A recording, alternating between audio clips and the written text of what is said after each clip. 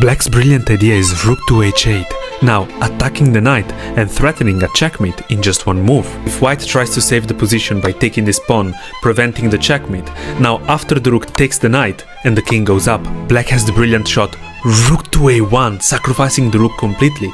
But of course, once the rook is taken by the king, this is going to be a stalemate. So it seems like black has successfully saved this position and it is going to be able to hold a draw. And it would be like that if it wasn't for an incredible resource that white has in this position. The absolutely incredible and mind-blowing queen to f8, sacrificing the queen completely. And yet, after the rook takes, we start to see the plan of white unfolding. It might seem like black is creating the same exact threat of checkmate, and if we move the knight, it's going to sacrifice the rook for the stalemate. But we have to realize that this black rook can never actually leave the last rank without giving a check, because if it does, well, we're going to promote here with a checkmate. So the brilliant plan of white is to bring the knight by sacrificing it with knight to f2.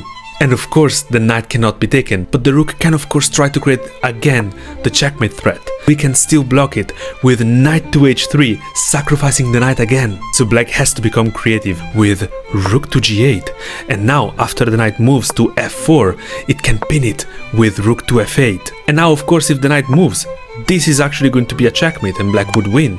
But luckily, white can place black in Zugzwang with the brilliant king to b1, sacrificing the knight yet again and maintaining it blocking the view of the rook, so it has to go back to creating the checkmate threat. But again, the knight can simply sacrifice itself. But now, after the rook moves, the knight doesn't have a safe square to go to anymore. But white is the chosen one for a reason, and so he plays knight to f6 anyway. Black has to accept this sacrifice, because if he doesn't, now we have gotten the knight in the perfect position to promote this pawn to a queen finally.